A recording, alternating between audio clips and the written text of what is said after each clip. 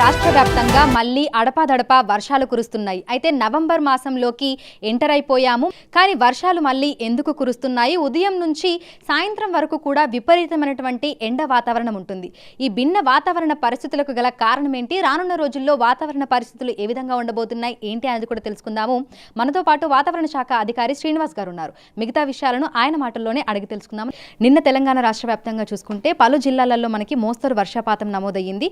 హైదరాబాద్ నగరంలో కూడా సాయంకాలం సమయంలో ఒక్కసారిగా వాతావరణం మారిపోయి కుండపోత వర్షాలు కూడా కురిశాయి. ఇందుకు గల కారణం ఏమంటారు?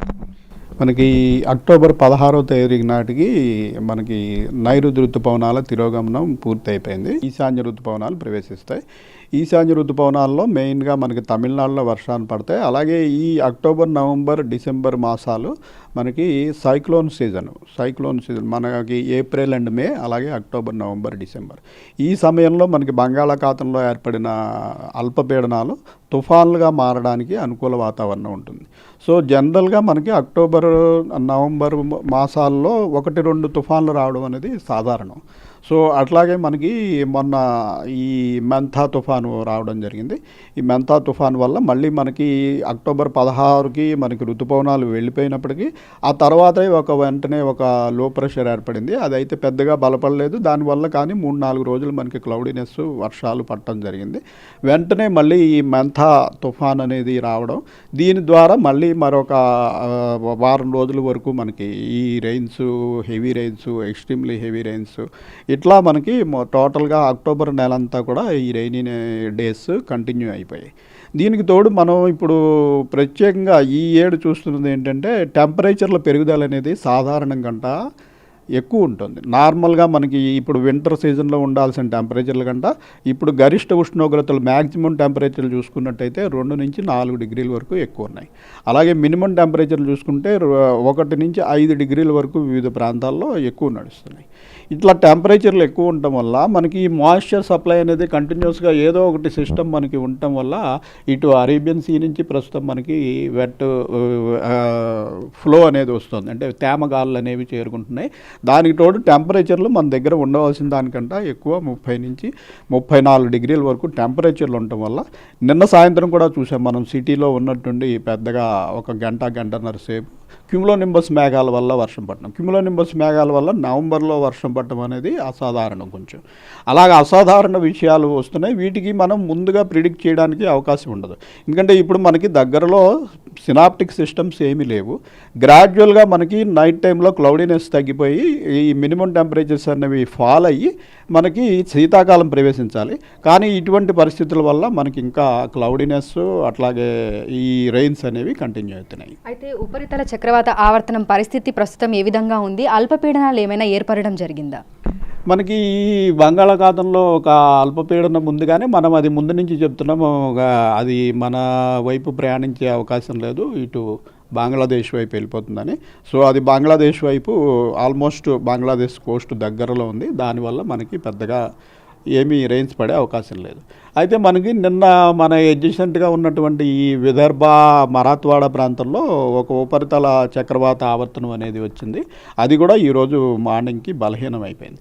అయితే మనకి ఈ అరేబియన్ సముద్రంలో గత వారం ఈ మెంతా తుఫాన్ ముందు నుంచి కూడా ఒక డిప్రెషను, అలాగే లో ప్రెషర్ కింద ఇప్పటికి వారం రోజులు పైబడి ఇక్కడ కంటిన్యూ అవుతుంది.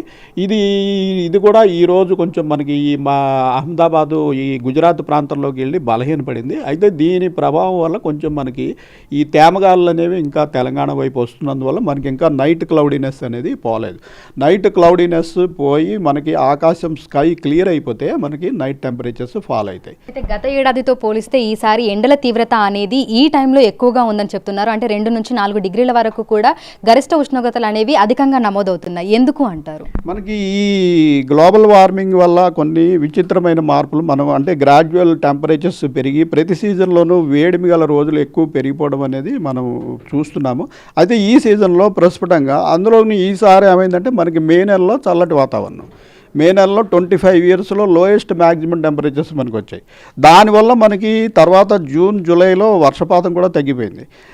మెయిన్గా మనకి ఏప్రిల్ మే నెలల్లో హై టెంపరేచర్స్ ఉన్నప్పుడు వాటి వల్ల మనకి ఎక్కువ మన కోస్ట్ సమీపంలో అల్పపీడనాలు ఏర్పడటం అవి ఉంటాయి. ఈ మే నెలలో టెంపరేచర్స్ లేకపోవడం వల్ల ఆ ఫ్యాక్టర్ ఇదైంది.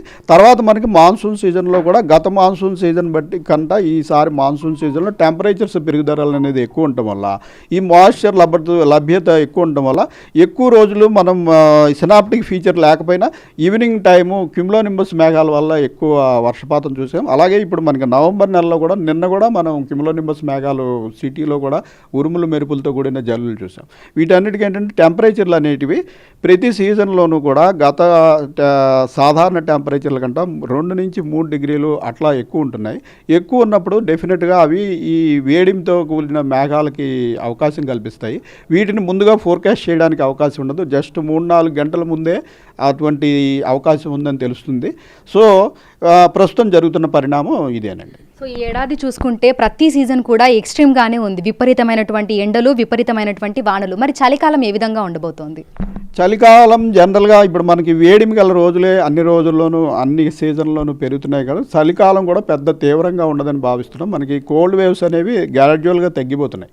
ఎక్కువగా మనకి హీట్ వేవ్స్, అలాగే సివియర్ థండర్ స్టార్మ్స్, పెద్ద పెద్ద వానలు, చిన్న సిస్టమ్స్కే అత్యధిక వర్షపాతం 50 సెంటీమీటర్లు 60 సెంటీమీటర్ల వర్షపాతం, ఇలాగ కొంచెం వింత పోకడలు, అలాగే విపరీతమైన మార్పులు అవి కూడా చాలా క్విక్గా ఈ ఏడు మరీ ఎక్కువ చూసాం మనం. సో ఈ పరిణామాల దృష్ట్యా ప్రస్తుతం ఈ ఏడు మనకి చలి అంత తీవ్రంగా ఉండదని భావిస్తున్నాము.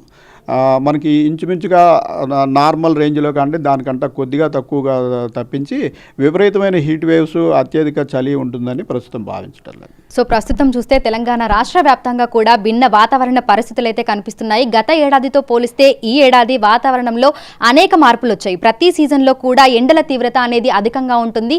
ఇక ఈ ఏడాది వర్షాకాలంలో ఆశించిన దానికంటే ఎక్కువగా అధికంగా వర్షపాతం కూడా నమోదయ్యింది. అయితే ప్రస్తుతం ఎండల తీవ్రత ఎక్కువగా ఉండటం వల్ల సాయంకాలం సమయంలో క్యుములోనింబస్ మేఘాలు అనేవి ఏర్పడి అక్కడక్కడ మనకు కుండపోత వర్షాలైతే కురుస్తున్నాయి. ఇక రైతులు సాయంకాలం సమయంలో అప్రమత్తంగా ఉండాలని కూడా వాతావరణ శాఖ అధికారులైతే సూచనలు జారీ చేస్తున్నారు. విడుదల సతీష్తో అంజుమ, బిగ్ టీవీ, హైదరాబాద్.